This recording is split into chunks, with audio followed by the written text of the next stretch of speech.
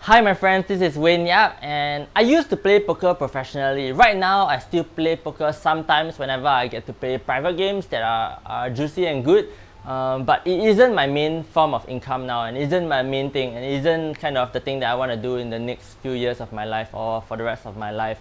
So I'm in this transition phase and one of the projects that I'm on is this kind of project that I'm filming and creating content and coaching people because I have accumulated so much knowledge in poker throughout the years of jumping up to the highest games in the world, and I mean it's just so natural for me to, if I wanted to really serve the world and empower as many people as I can, one of the things that I can impart is the knowledge that I have in poker.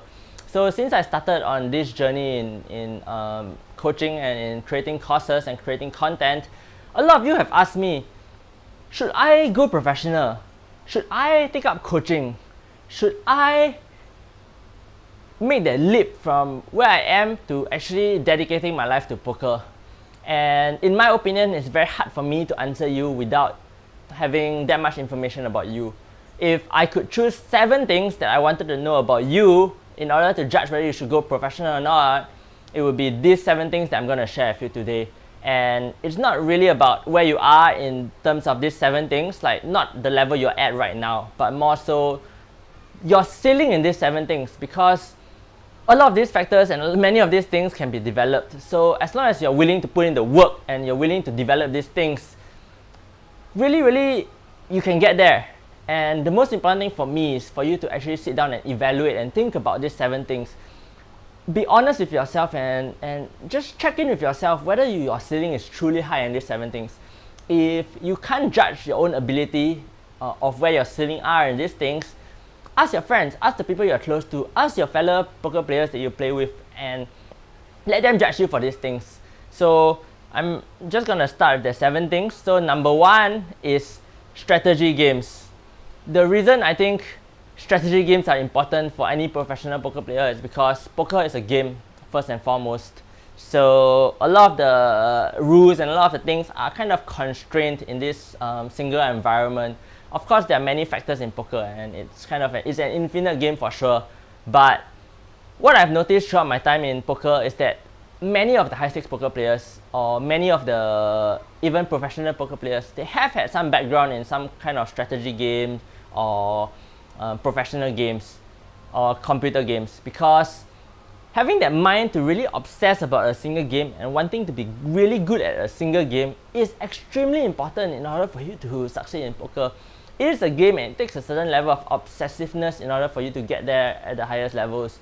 Many of my close friends that have succeeded in poker have had some success in other games before, or they have had deep interest in playing a lot of these games. So that will be my factor number 1 for you to consider your sitting in. How good are you in strategy games in general?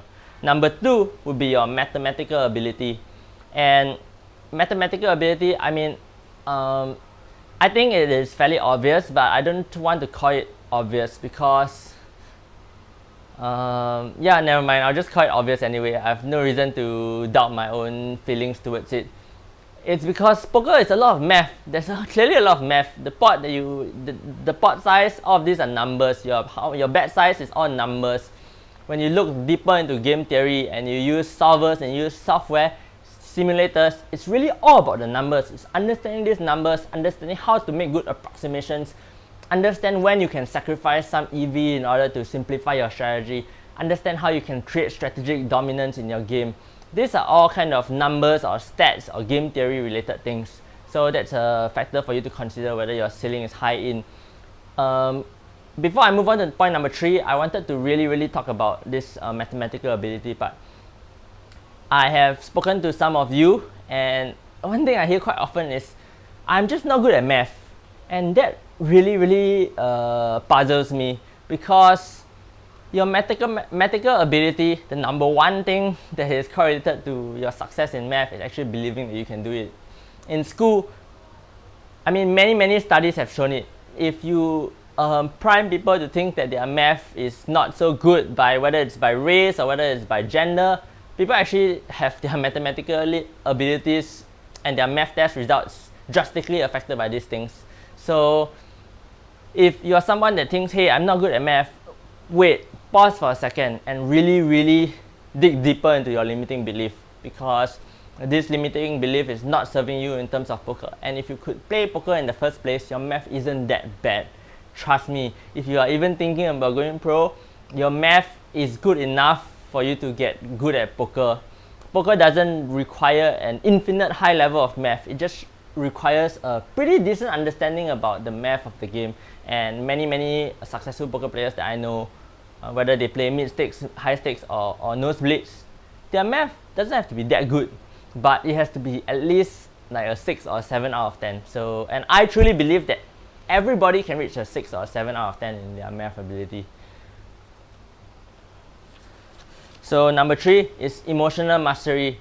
And poker is a game that's about, a lot of it is about managing your emotions. You go on tilt when you lose, you get bad beat, there's a lot of uncertainty, there's a lot of variance.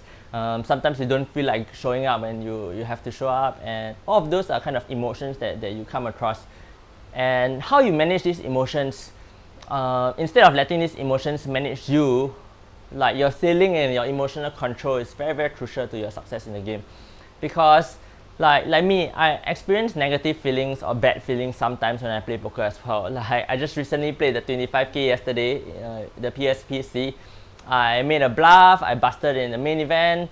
There's a big prize pool on the top, or rather, I made a big bluff, and before I busted in the tournament, I had a period where I was sitting there like, I am not really feeling too good about it. It's not fun to lose majority of your stack.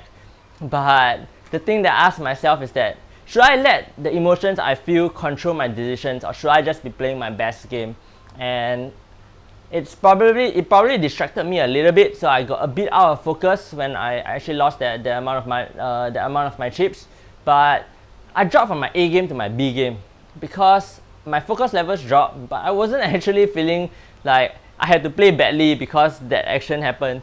So I put in a lot of effort into really spending almost no time in my C game. And this is all about your emotional control, understanding that it's okay to lose, you just need to, there's nothing you can do about it, it's over, and all you can do is focus on the now and play well now.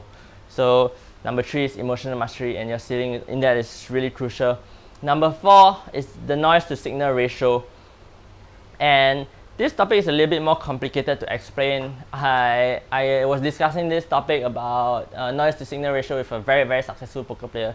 He's many would consider him one of the most successful poker players in the world.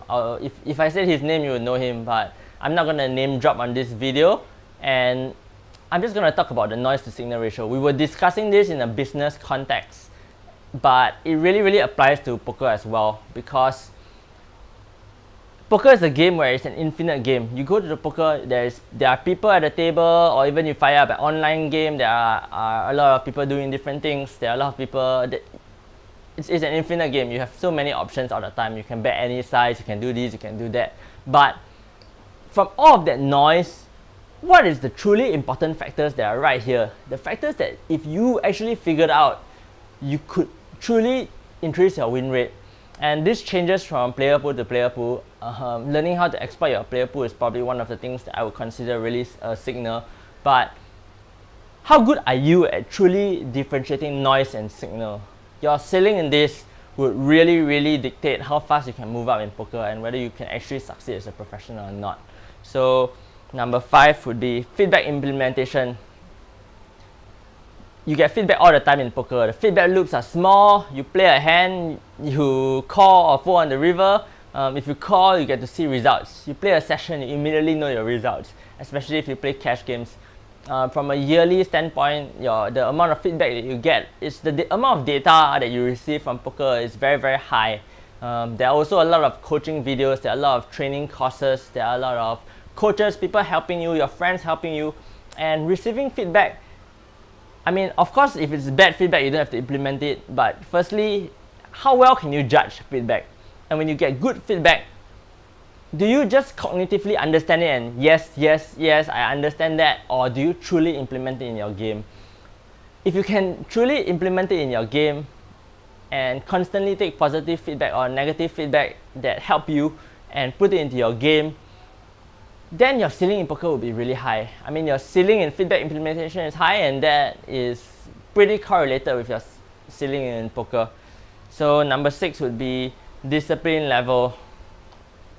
We sometimes have bad days. We don't want to show up to the poker room. We don't want to fire up that table. But how often can you actually show up to this? If you're somebody that has always had bad discipline levels and you think your ceiling in this is low, I would really encourage you to reconsider whether poker is for you or not. Because poker is not like a 9 to 5 job.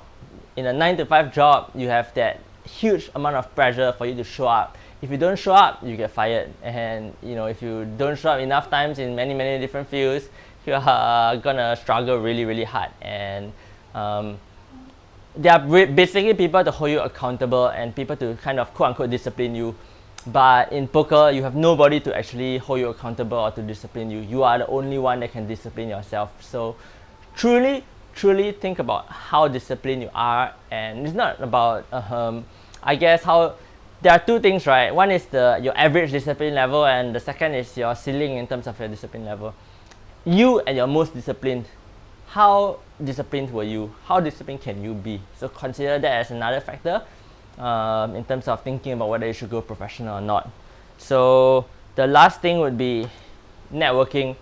And this might be a bit of a controversial topic, and if you know me, I talk a lot about this. How good you are at networking is actually a huge factor in terms of how much you make in poker. For many people, whether it is actually becoming good at poker or making a lot of money in poker, having the ability to network and get out of your, I wouldn't say get out of your comfort zone, but actually put yourself out there to talk to people and to actually speak to better players, speak to rich businessmen that like to play poker, getting into these games, learning from the best players in the world. This is an extremely important and underrated factor in order for you to get good at poker. It's very obvious that you should find good mentors to help you through your poker journey, but do you actually think about your ceiling in this? And frankly, the average person networks pretty poorly, and it is not that hard to network. It is a factor that if you spend a little bit of time getting better at, you can truly improve pretty drastically at it. I personally spent a lot of time improving my networking, and I wasn't good at it before. I had to spend like a year or two to actually really think about it in order to become pretty good at it, and I consider myself quite good at it now, so I really believe that you can do it too. And the reason networking is important is because it's not like your 9 to 5 job again. You can just go there, show up, work for your boss, and then kind of do okay. In terms of poker, you're actually the person that is in charge of how much money you make. You go there, when you're working for someone else, it's not as correlated as if you are working for yourself. The more you can network, the better games you can get into, the better poker players you can spend time with, the better poker players you can learn from. This truly changes the amount of money and the quickness that you rise up in your poker career. So that's all for my 7 factors of whether you should move up or whether you should go pro or not. And the exercise I want you to do is kind of like take all of these 7 factors and rate yourself on a scale of 1 to 10. Where are you right now? That's the first. And the second, you draw another column beside these 7 factors and think about, what is my true ceiling in this? How good do I think I am in these things at my best? Or how high can I develop these abilities to become good at this? So I am doing this video because I got a lot of feedback from you guys asking me whether you should go professional or not. So I hope that you enjoyed this video, and let me know in the comment section down below. Let me know in my Facebook group. Join my Facebook group and ask about these things, because I truly want to serve you and I truly want to talk about topics that will serve as many people as possible. I hope you enjoyed this one. See you next time.